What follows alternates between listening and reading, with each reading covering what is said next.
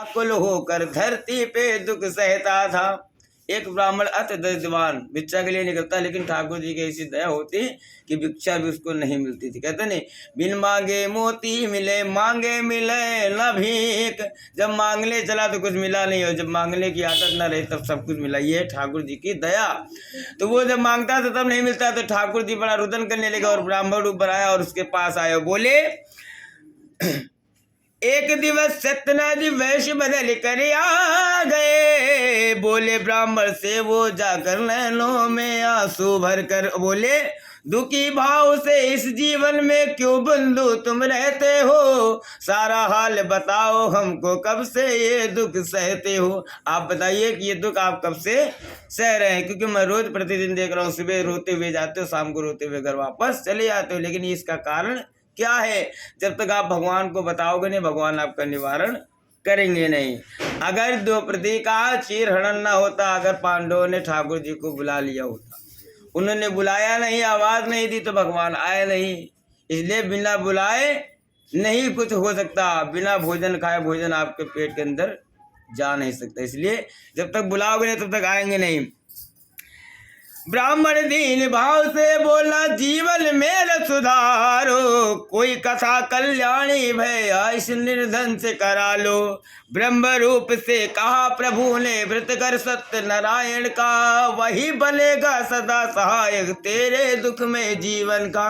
हे ब्राह्मण दो, आप नारायण की पूजन के लिए, वंदना के लिए, और उनकी कृपा होगी तो आपको सब कुछ प्राप्त हो जाएगा। तो उन्होंने अंतर्ध्यान हुए नारायण, सारी कथा बता करके। ब्राह्मण ने निश्चय मन की, ना कथा करूंगा जा करके। उठा सवेरे मन में सोचा, भिक्षा से जो पाऊंगा, उसी रात से पूजा व्रत की सब सामग्री लाऊंगा।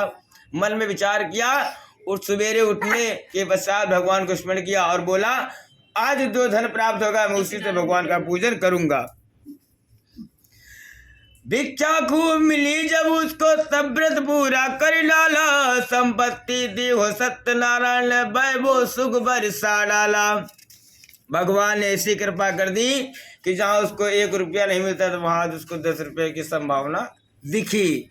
इसी बीच में कहा सूत जी बाद व्रत का हुआ प्रचार, वही ब्राह्मण पाकर सब कुछ रखता था व्रत मंगलाचार। और बोले एक बार उसने बढ़ चढ़ के कीर्तन पूजन करवाया, बंधु बांधवों सभी बुलाए, बड़ा आयोजन रचवाया। तभी वहां पर लकड़हार लकड़ी रख कर अंदर आया, और कथा सुनी सत्यनारायण के, तभी प्रसन्न मन में आया। एक लकड़हारा लकड़ी का गट्टा सिर पर रख के उसके घर के नजदीक पहुंचा, उसको प्यास लग गई, और जब अंदर देखा तो ठाकुर जी का पूजन हो रहा, तो प्यास बुझ गई और वहां पर भगवान की कथा को वो सुनने लगा। और उसके बाद क्या हुआ, पूछा ब्राह्मण से फिर जाकर क्या ये व्रत हितकारी। ब्राह्मण बोला इसी व्रत ने बिगड़ी मेरी सवारी है। सब विधान समझ कर बोला रखना व्रत तुम भी जाकर, मनोकामना होगी पुण्य पाओगे सुख को हर्षा कर। चरना में पिसा लिए वो घर अपने वापस आया, लकड़ी जो भी बेचूंगा मैं करूँ व्रत मन में मुस्काया। लकड़ी सर पे रख के अपने गया बेचने बड़े नगर, मिले चौगले दाम उसे सब शाम से पहले लौटा घर। आज तक आधी रात हो जाती थी, घर नहीं आता था, लेकिन आज संध्या काल होते ही भगवान की ऐसी कृपा हुई कि पूरी लकड़ी बिक गई और दुगना रकम लेकर अपने घर आए। उसी धन राशि से भगवान की कृपा हुई, पूजन की सामग्री ली और लेकर अपने घर आए। उसके बाद पूजन की सामग्री लेकर बंधु बांधवों बुलाए, और जैसे जितने उसके सखी सका वैसे लोग ही बुलवाए। उस निर्धन ने कथा सुनी, ये मनवांचित वर को पाया, लकड़हार हर्षता ये तो सत्यनारायण की माया। लकड़हारे का ये है दूसरा अध्याय, जय जय सत्यनारायण की प्रभु जीवन हो। ऐसा बोले सत्यनारायण भगवान की जय।